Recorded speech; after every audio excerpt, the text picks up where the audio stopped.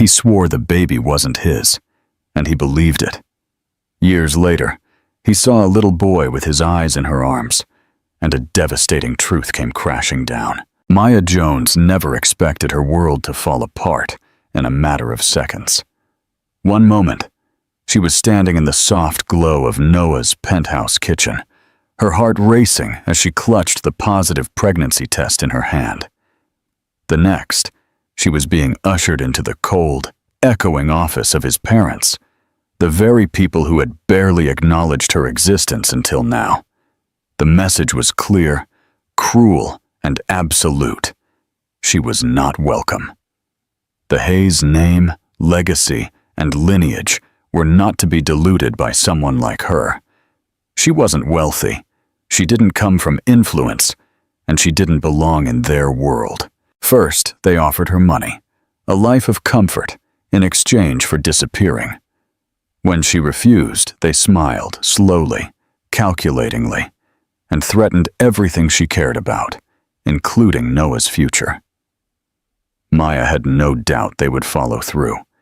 She had seen how Noah craved success, how he idolized his father's empire, and how he had built his life, brick by perfect brick, around a dream they had forged for him. If she stayed, if she told him the truth, he would be forced to choose between her and the only life he had ever known. She didn't believe he was cruel, but she wasn't sure he was strong enough to stand up to them. So when they asked her to lie, she agreed, not because she wanted to, but because she couldn't bear to see him broken. When she met him the next day, her heart was already shattered. Noah looked at her with the same warmth, the same ease, never suspecting that the woman he loved had been cornered. She told him she had something to say, and then, keeping her hands clasped tightly and her eyes fixed on the floor, she lied. "It's not yours," she said, her voice hollow. "It's someone else's. I'm sorry." He didn't scream, he didn't lash out. He asked no questions. He just stood there for a long moment, hurt slowly replacing confusion. And then he left. That was the last time she ever saw him. Maya didn't cry immediately.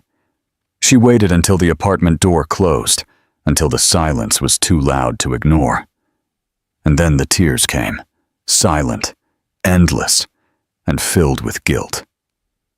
She packed what little she owned and left the city in a matter of days, changing her number, closing her accounts, and trying to erase a chapter that still lived inside her with every heartbeat.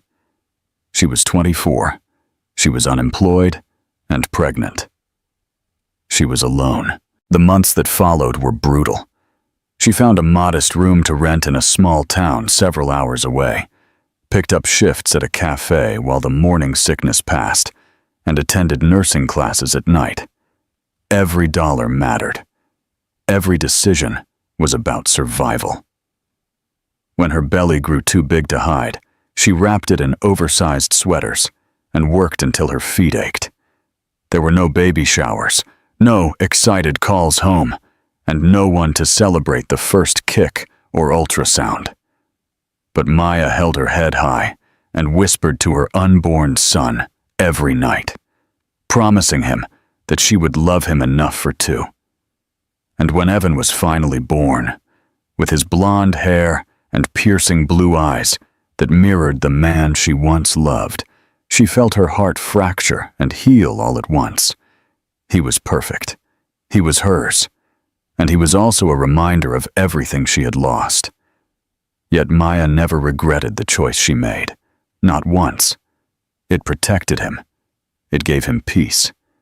That had to be enough, even if it cost her everything. Do you think Maya made the right decision?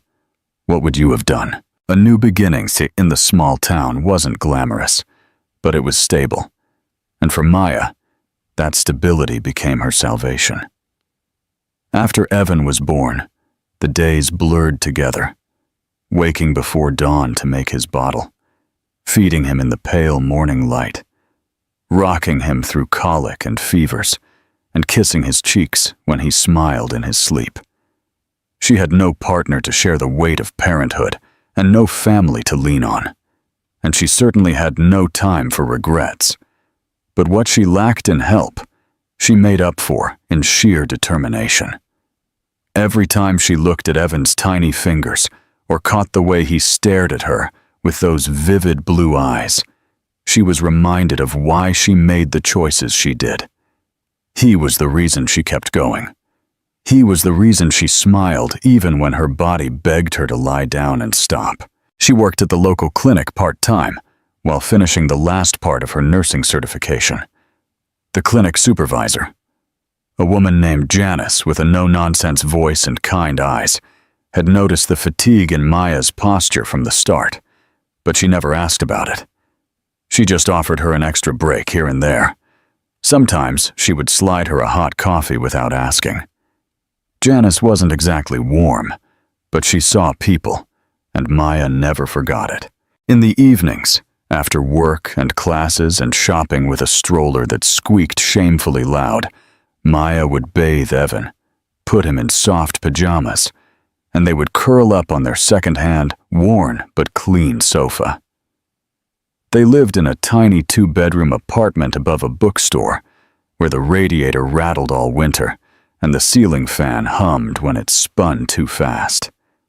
But the windows were filled with the golden light of late afternoon, and the place smelled of paper and cinnamon from the bakery next door. Maya made it feel like home. There were pictures taped to the fridge, Evan's handprints on a crookedly hung canvas on the wall, and a pile of children's books beside the bed they shared. At first, she thought motherhood would feel like an endless uphill climb, a long struggle for survival.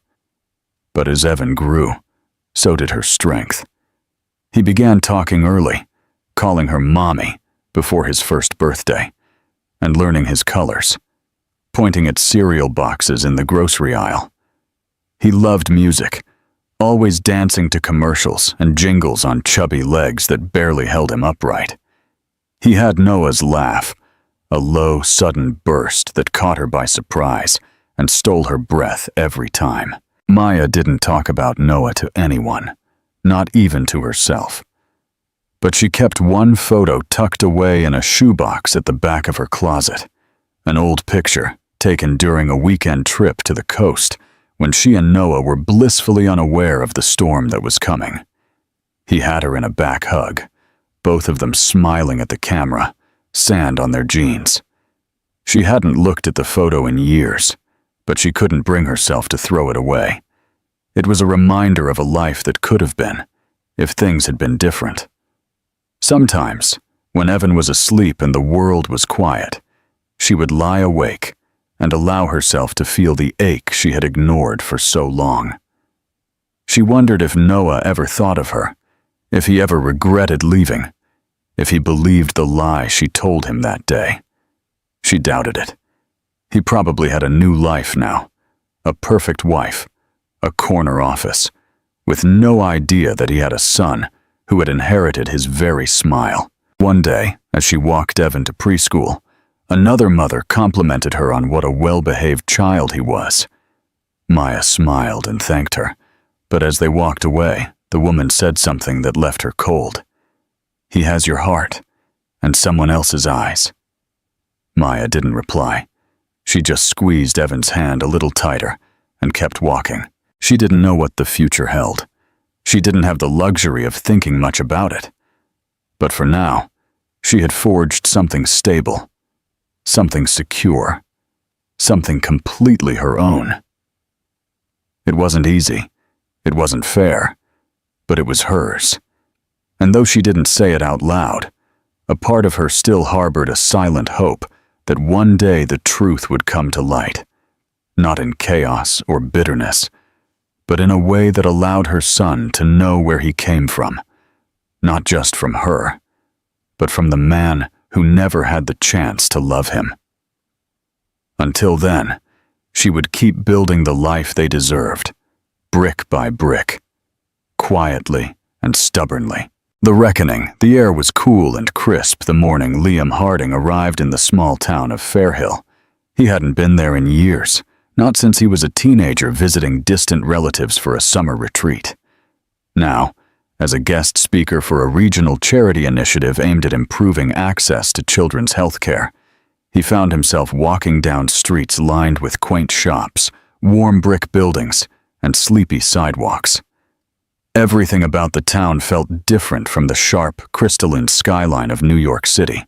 Slower, softer, quieter. He hadn't expected it to feel like a relief. Liam had changed in the last 4 years.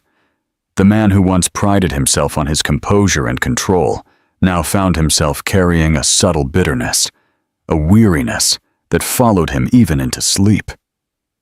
Ever since the day Maya told him the child wasn't his, something inside him had fractured. He had buried the pain quickly, as he had been taught to do, and turned it into focus, success, and expansion. He was more powerful than ever, more respected, and yet, more alone. Every relationship since Maya had felt hollow. Every smile was practiced. Every kiss was empty. He never told anyone why he had stopped dating for more than a few weeks. No one had ever gotten close. The event was held at the town library, newly renovated, with donations from a dozen regional sponsors, including his own company. Following the speech, a small reception was held in the adjacent park. Children ran between benches, while parents gathered under white tents with coffee and pastries. Liam was standing near a table, politely answering questions from local officials when he saw something, or rather, someone, that made his entire world narrow to a point. It was a child, about 4 years old, with blonde hair, brilliant blue eyes, the kind of blue you didn't often see, the kind of blue Liam saw every day in the mirror. The boy was laughing as he ran toward the playground, his arms outspread like airplane wings, gently bumping into the legs of a woman. The woman crouched down, brushed the hair from the boy's face, and said something that made him laugh again. Liam couldn't hear it. He couldn't hear anything, because the woman, the one who turned her face to the sun in that moment, was Maya. His heart stopped. It was her. She hadn't changed much. Her hair was a little longer, her figure a little leaner, as if life had been less forgiving than she deserved. But her presence hit him like a punch to the chest. He hadn't seen her in 4 years. He hadn't heard her voice. He hadn't allowed himself to imagine what her life was like now. And here she was, and she had a son who looked exactly like him. The pieces clicked into place in his mind suddenly, violently, and completely. The breath was knocked from his lungs. That child wasn't someone else's. He was his. He had to be. Liam excused himself from the table, barely, as he walked across the grass toward them, his feet heavy and his heart deafening. As he got closer, Maya turned, sensing someone near. Their eyes met, and in that single moment, everything that had been buried came to the surface. Surprise, panic, guilt, and something else. Pain. Maya didn't speak. She opened her mouth, then closed it again. Her eyes flickered to Evan, then back to Liam. He stared at her, searching her face for some kind of explanation. But all he could utter was one trembling question. Is he mine? Her hands tightened around Evan's shoulders. The boy looked up at him with curiosity, sensing the tension, but too young to understand it. Maya swallowed hard. She didn't nod. She didn't deny it. She just stood there, frozen, and whispered, "Liam, please." He looked back at the boy, then at her. The anger that surged within him wasn't the kind that explodes. It was deeper, colder. "You lied to me," he said, his voice low but sharp. "You told me he wasn't mine." Tears began to well in her eyes, but she held them in. "It's not what you think," she said, her voice shaking. "I didn't have a choice. Your parents." "I believed you," he interrupted. "I believed what you said, and I walked away because I thought I had no right to stay. Maya crouched down next to Evan, whispering something in his ear. The boy nodded and returned to the playground, looking back once. Then he went on. She stood up slowly, facing Liam again, the dam behind her eyes finally giving way. They told me to disappear, that I would ruin your life. They threatened to destroy mine. I was scared, Liam. I was pregnant, alone, and they made me feel like I didn't belong anywhere near you. He didn't know what to say. The fury inside him wasn't just at her. It was at himself, at his parents, at the years that had been stolen from all three of them. How old is he? He asked in a low voice. 4, she replied. His name is Evan. Liam closed his eyes for a second. 4 years. He had missed every first. The first word, the first step, the first time Evan had fallen down and needed comforting. He had missed it all, and the child didn't even know he existed. I didn't know how to fix it, Laura said quietly.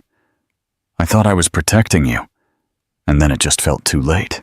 It's not too late, Liam said, though his voice cracked.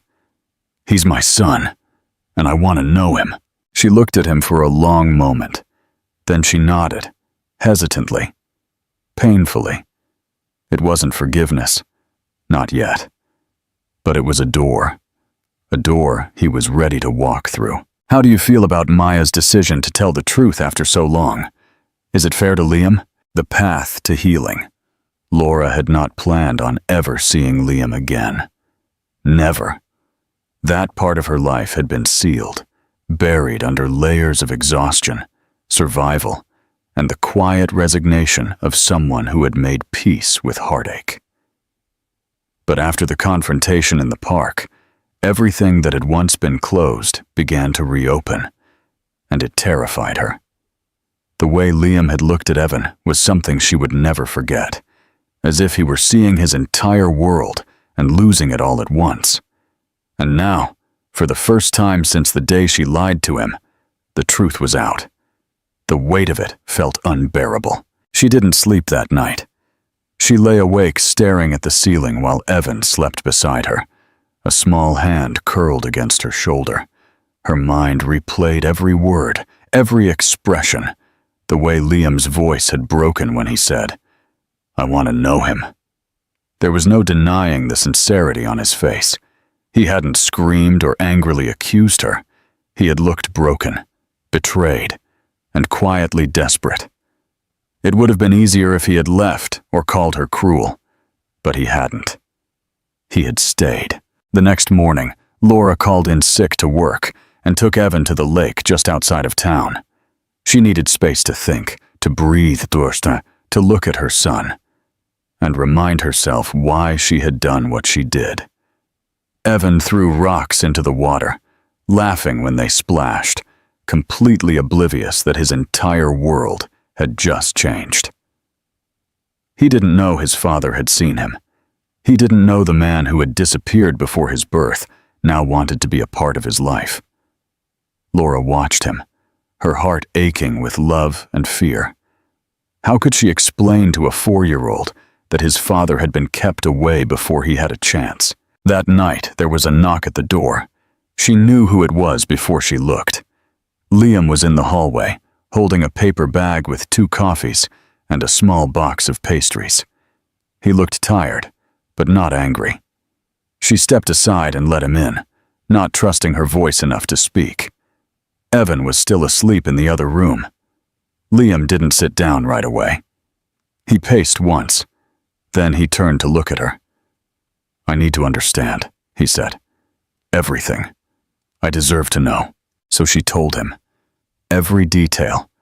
She told him how his parents had called her after she found out she was pregnant, how they had offered her money, how they had called her unworthy, and how they had painted him as someone who would resent her for ruining his life.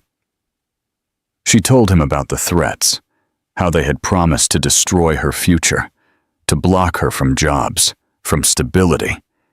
She told him about the fear, the isolation, the humiliation of being treated as nothing more than a mistake. Liam sat in silence, his jaw tight, his fists clenched. She could see the storm in his eyes, a fury directed not at her, but at the people he had once trusted most. "They lied to both of us," he said in a low voice. "They stole from me, from him, from you." Laura nodded, her throat tight. "I didn't want to believe they could be that cruel, but they were, and I let them scare me. I let them decide my life." Liam moved toward the window and stared out at the quiet street below. "I hate that I believed you, that I didn't fight harder to understand why you would say something like that." "You couldn't have known," she said. "I made it sound final. I wanted it to be clean. It wasn't clean. It was a living hell," he replied, turning back to her. "I spent 4 years wondering what I did wrong. Why you would cut me off so completely. I hated myself for trusting you, and I hated you for not trusting me." "I hated myself too," she whispered. The silence that followed wasn't cold. It was the kind that comes after wounds have been exposed. Raw, but healing. Liam took a deep breath. "I want to be part of Evan's life, not just visits. I want to know him, to love him, to raise him. Even if you never forgive me, I won't walk away again." Laura watched him carefully. "It won't be simple. He doesn't know who you are. He's never asked. He thinks daddies are something other kids have, but he was never sad about it. I don't want this to be harder for him," Liam said, "but I won't pretend he isn't mine. I've already lost too much time." She hesitated, her hands clasped in her lap. "If you're serious about this, you need to show him, not just tell me. You can't disappear. You can't get overwhelmed and run." "I won't," he said firmly. "I'm not the same man you left, and I'm not here to take him away from you. I'm here to earn a place in his world." Laura felt something shift inside her. It wasn't trust, not yet, but it was a start. For the first time in 4 years, she saw a version of the man she once loved standing in front of her. Not the CEO, not the heir, not the dutiful son, but the man who had laughed with her on beaches and had kissed her forehead in silence, and had once asked her what she would name a son if she ever had one. She looked toward the hallway where Evan was sleeping. "Then come back tomorrow," she said. "Come for him, and we'll see where it goes." Liam nodded. "I will." And as he left, something in her, something that had been buried under guilt and fear, began to breathe again. A father's redemption. James returned the next day right after breakfast, dressed casually in jeans and a soft navy sweater, carrying a small bag with children's books and a toy dinosaur he had nervously picked out at the local shop. Laura opened the door slowly, unsure how Evan would react. He didn't know who James was, but he was naturally open-hearted, endlessly curious, and often confident in a way that only small children could be. She watched from a distance as James knelt to his level, carefully introducing himself with a warm but cautious smile. "Hi," he said softly, holding out the dinosaur. "I'm Nick. I brought this guy because he heard there was a cool kid living here." Evan looked at him with big blue eyes, almost mirroring James's, and then took the toy. He squeezed it with both hands and whispered a shy, "Thank you." Laura exhaled slowly. The tension in her shoulders eased a little. There was no instant recognition or magical connection, but there was something soft and natural in the way Evan took to him in minutes. The two of them sat on the living room floor, thumbing through the pages of a book about animals. James listened patiently to every half-remembered fact Evan enthusiastically recited. Over the next few weeks, James became a constant presence. He didn't just show up, he put in the effort. He learned Evan's routines, what snacks he liked, what time he got tired, what songs he wanted to listen to at bedtime. Although Laura still put him to bed herself. They would go for walks in the park together, and James would push Evan on the swing until the boys' laughter filled the air. They would sit on benches with dripping popsicles, and James would listen to Evan's 4-year-old thoughts on the moon, on dogs, on how superheroes probably got tired sometimes too. At first, Laura stayed close during their time together, cautious and protective, looking for signs of inconsistency or awkwardness. But James never crossed a boundary. He didn't rush anything. He didn't ask Evan to call him dad or even push for long visits alone. He simply showed up and stayed. And slowly, Laura began to let her guard down, even if she didn't say it out loud. One evening, after Evan had gone to bed, she and James sat across from each other in the dim kitchen. The air was heavy with unspoken questions. She poured 2 cups of tea, and they sat in silence for a few moments, listening to the hum of the old refrigerator.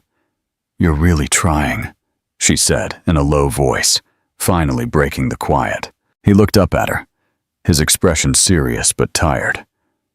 "Because I lost 4 years. I can't fix that, but I'm not going to lose any more." Laura looked at her cup. "You know, he didn't ask for a daddy until recently, not because he felt like he was missing something, but because other kids started talking about theirs. I wasn't sure what to say. I told him every family is different, and he seemed okay with that." James's voice was thick with emotion. "I should have been there. If only I'd fought harder to understand why you said what you said, maybe." She cut him off gently. "It's not all your fault. You believed what I told you. I didn't give you a reason not to. I believed it because I was afraid it was true," she admitted. "Because I didn't think I deserved that kind of happiness. I thought it made more sense that I would lose you." He looked up, surprised. "You really thought that?" He nodded slowly. "My parents raised me to think love had to be practical, clean, strategic. What we had, it scared me, because it was real." She leaned back, letting his words settle in her chest. "It was real," she said, "and it was terrifying." They both smiled faintly, the first shared moment of lightness in years, the kind that didn't erase the past, but acknowledged it. After that night, something shifted between them. Laura began inviting him to dinner. Once a week, James began reading to Evan at bedtime. He learned how to roll the boy's favorite blanket up just right for nap time. He celebrated Evan's small victories, like learning to tie his shoes or spell his own name without reversing the letters. Evan, in turn, began to ask for James more. He would wait by the window. When he knew he was coming, he would run to him at the door and cuddle up next to him on the sofa during cartoons. He didn't call him Daddy yet, but Laura noticed how his eyes would light up in ways she had never seen before. He felt safe. He felt seen. He felt loved. One night, as Laura was putting Evan to bed, he asked sleepily, "Why does Nick come over so much now?" She paused, choosing her words carefully. "Because he cares about you very much." "Will he stay forever?" Laura's throat tightened. "Do you want him to stay?" Evan nodded, already half asleep. "I like it when he's here. It feels warm." And in that moment, Laura felt her own heart open up a little more. Maybe the past couldn't be rewritten, but maybe the future didn't have to carry the same weight. Maybe, just maybe, healing wasn't about forgetting what happened, but about choosing what came next. James knew that rebuilding a relationship with Evan and Laura was on one part of what he had to face. The deeper war was still ahead, against the people who had manipulated and silenced her, the very people who had controlled every corner of his life since childhood. His parents had molded him, shaped him, and trained him to be the perfect heir.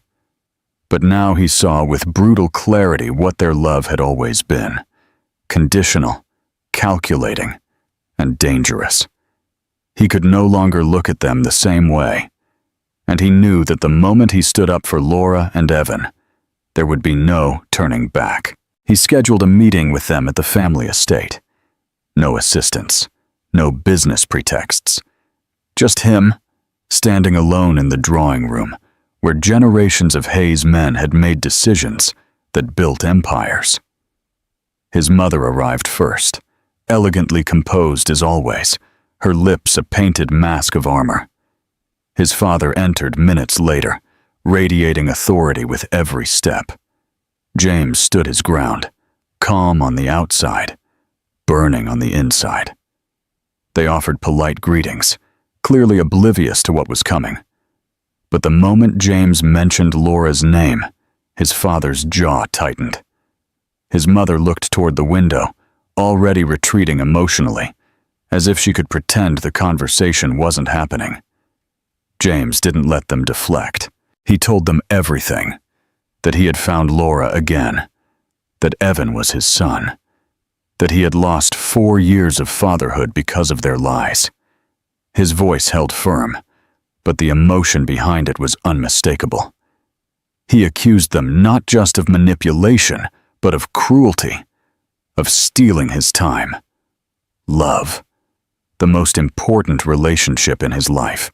His father scoffed, saying he had done what was necessary to protect their name, that Laura was a liability, that she had no status, no connections, no future worth investing in. His mother's voice followed, icy and elegant, claiming that James's judgment had always been clouded by emotion, and that he would eventually thank them. But he didn't thank them. He stood taller and told them they were wrong. That Laura had more strength, integrity, and loyalty than anyone in their social circle. That Evan was the best thing that had ever happened to him, and that the only thing he regretted was not having walked away from them sooner. His father threatened legal action. He tried to remind him of financial obligations and inheritance clauses. But James cut him off coldly. He no longer cared. He was willing to give up every last penny, every share, every seat on every board, if that's what it took. His life was not for sale. His son was not a mistake, and he would not trade real love for polished appearances ever again. By the time the conversation ended, the silence between them was permanent. His parents didn't follow him. They didn't ask him to reconsider. They simply stayed there, rooted in a world he no longer belonged to. The next few days were complicated. Lawyers called. Accounts were frozen. Business partners whispered. But James moved on anyway. He sold shares of the company he had helped build. He announced his departure from the board and began to plan his own firm, a small but ambitious tech startup with a mission rooted in transparency and accessibility, not elitism and control. He didn't know if it would succeed, but he knew it would be honest. And it would be his. Meanwhile, back in Fairhill, Laura watched all of this unfold with a mixture of awe and fear. She hadn't asked him to do it. She hadn't expected him to give up everything. But as he showed up for dinner again and again, exhausted but present, bruised but determined, she began to understand the depth of his choice. He wasn't just trying to play house. He was fighting for a life that no one had ever allowed him to have before. One night, after Evan had fallen asleep on the sofa with a book propped up on his chest, James sat next to Laura, rubbing his eyes to ease the fatigue. "I think I finally understand what it means to fight for something," he said. "Not for profit, not for pride, but because it's the right thing to do." Laura reached over and took his hand. It was the first time she had done so in years, and now you have something worth fighting for. He didn't speak. He just held her hand tightly, grateful, humble, and finally, truly free. The morning sun filtered softly through the pale curtains of Laura's kitchen, casting a gentle glow over the modest space where so much of her life had unfolded. Meals, laughter, exhaustion, and silent tears. The last few months had brought changes she never could have imagined, and though she tried to maintain a sense of normalcy for Evan, she felt the shift in every breath. James had become part of their daily rhythm. He was no longer a surprise visitor or a tentative presence, but someone who showed up consistently, with muddy sneakers and hair tousled from chasing Evan in the park, and with eyes that no longer had the sharp edges of a corporate executive, but the quiet warmth of a man reclaiming his soul. Laura noticed it more every day. The way James anticipated what Evan needed before he asked for it. The way he asked Laura what she needed, even when she brushed it off. The way he paid attention to the small things, how Evan hated the crust on his toast, how Laura never drank her coffee hot, how they both lit up when they danced together in the living room with no music playing. It was in these details that she realized how deeply James was rebuilding not just his life, but hers too. But even as her guard slowly began to come down, she still fought against fear. It was one thing to fall in love with James Sullivan once when she was younger and more naive, believing that love could protect her from the world. It was another thing to risk her heart again now that she had Evan, now that she had so much more to lose. She didn't doubt his intentions, but her instinct to protect her son remained fierce. She needed to be sure that if she opened the door completely, it would stay open. James seemed to understand this without being told. He never pressured her. Instead, he found silent ways to prove his worth. He fixed the broken kitchen drawer without being asked. He took Evan to the doctor when he had a fever. He stayed up late helping Laura prep materials for her new job at the clinic. When Laura's car wouldn't start, he showed up before dawn with jumper cables and coffee. Not to impress her, not to earn points, but because he was there now, in all the ways that mattered. One night, after a long day of preschool and errands, they all sat on the worn living room sofa. Evan curled up between them, a blanket tucked under his chin. He had fallen asleep halfway through a story, and Laura found herself watching James as he gently brushed the hair from Evan's forehead. There was something so unguarded in his expression, something that squeezed her chest. She hadn't planned on saying anything, but the words slipped out before she could stop them. "You're a good father." James didn't look at her right away. He kept looking at Evan sleeping, his voice barely a whisper. "I'm trying to be. I still feel like I've missed so much." "You can't get those years back," she said softly, "but you can have the rest." He turned to her then, and their eyes met in the dim light. "Is that something I'm allowed to hope for?" She hesitated, not from doubt, but because she knew what that moment meant. She had held her walls up for so long, convinced that to take them down would only bring pain. But the man sitting beside her was not the same man she once feared losing. He had fought for them. He had chosen them. He had changed for them. "You don't have to hope," she said. Her voice was trembling. "You're already a part of it." James slowly took her hand, giving her every opportunity to pull away. But she didn't. Their fingers intertwined with an ease as if they had never been separated. The silence between them was no longer filled with regret, but with possibility. A few days later, they took Evan on his first real trip out of town. Nothing extravagant, just a quiet weekend near the coast, where waves lapped gently against the sand, and the sky stretched endlessly above them. Laura hadn't been back to the beach since the last time they were there together, when the world still felt full of promise and everything went wrong. But this time was different. Evan shrieked with delight as he chased gulls and built wobbly sandcastles, and James ran beside him, laughing so openly that Laura barely recognized the man he used to be. When the sun dipped below the horizon and they sat together wrapped in towels, James wrapped his arms around both of them, and Laura leaned into him, her head resting on his shoulder. That night, as they tucked Evan into bed in the small rental cottage, James lingered in the doorway, watching him sleep. Laura came up from behind and whispered, "It feels complete now." And James nodded, his voice husky. "Me too." Later, as they stood outside under the stars, barefoot on the deck, James turned to her, his eyes searching. "I don't need you to answer anything tonight. he said in a low voice, "but I need you to know that this isn't temporary. I want a life with you, with both of you, whatever that entails, for however long it takes." Laura looked at him, the sea breeze tangling her hair. "I don't have an answer," she said sincerely.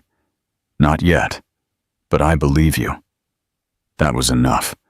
For now. They didn't need grand declarations or a perfect moment. They just needed each other.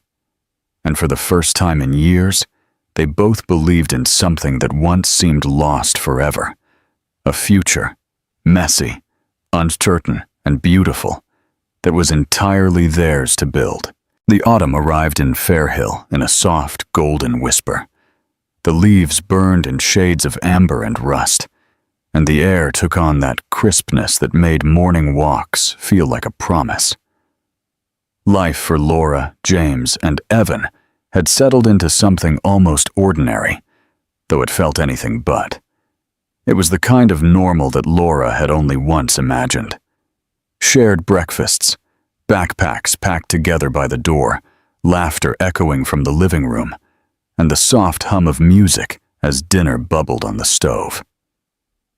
It was the quiet rhythm of a family rediscovering itself, building a new world, one piece at a time. James had moved into a small house a few blocks away from Laura's apartment. He didn't ask to move in with her right away. He understood that trust was not rebuilt with declarations, but with consistency. Still, he was there most mornings, helping Evan find his socks, or carrying an extra thermos of coffee for Laura as she juggled emails and clinic schedules.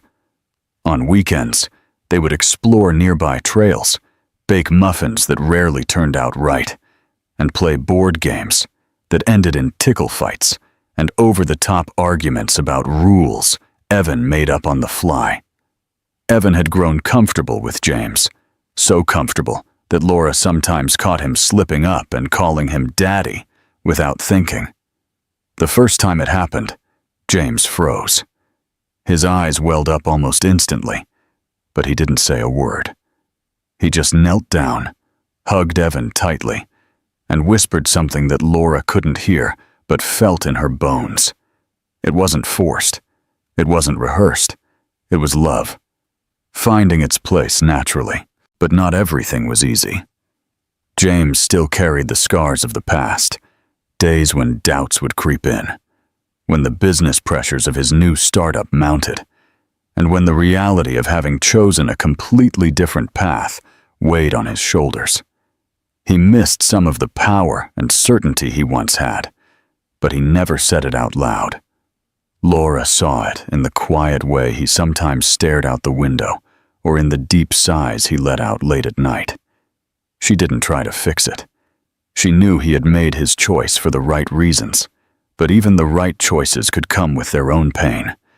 They were honest with each other now, sometimes painfully so. When Laura had hard days, when the memories of being scorned and humiliated by his family resurfaced, she told him. When James wrestled with the guilt of having left her alone for so long, he told her too. And together they would sit in that truth, not to relive the past, but to understand it, to ensure it would never repeat itself. One night in early November, they planned a small get-together at James's house. Just a few close friends from the clinic, neighbors who had become part of their daily lives, and one or two of James's old colleagues who had supported him after the split. It wasn't a formal event, just dinner and laughter, Evan running barefoot among the adults, his cheeks flushed with excitement, and too many cookies. As Laura watched James chatting with guests in the kitchen, Evan tugged on her sleeve. "Mommy," he said, holding up a crayon drawing. "Can we give this to Daddy?" The word hit her softly now. It no longer brought tension or fear. She nodded and followed Evan as he proudly handed over the paper. A wobbly drawing of 3 stick figures standing under a bright yellow sun. James took it as if it were a priceless heirloom. He knelt down, hugged Evan tightly, and looked up at Laura. "I want to frame this," he said. Later that night, after everyone had gone, and Evan was asleep with crayon smudges still on his hands, Laura found James on the back porch. He was wrapped in a blanket, sipping tea, staring up at the stars just as he used to, when they were young and unsure, and filled with dreams they hadn't yet learned to protect. She sat down beside him, and for a moment, they didn't speak. Then James turned, his voice quiet but firm. "I want to marry you, not because it's the next step, or because I think we need it to be real, but because when I look at you, when I look at Evan, I see the only home I've ever wanted." Laura didn't answer right away. She reached out, intertwined her fingers with his, and said, "Ask me again in the morning, when the coffee's brewing, and Evan's building a fort out of our clean laundry." James laughed, the sound low and full, and nodded. "Okay, but just so you know, I'll keep asking. Every day, until the answer is yes." The next morning, with sunlight flooding the kitchen floor, Evan building a spaceship out of sofa cushions and wooden spoons, and James pouring 2 cups of coffee with a sleepy smile, Laura looked at him and whispered, "Yes." There was no need for a ring just yet, no fanfare, just the soft clink of a mug against the counter, and the beginning of the rest of their lives, grounded not in fantasy or perfection, but in hard-won love, in truth, and in choosing each other every single day. What do you think of this ending? Does James's redemption feel earned,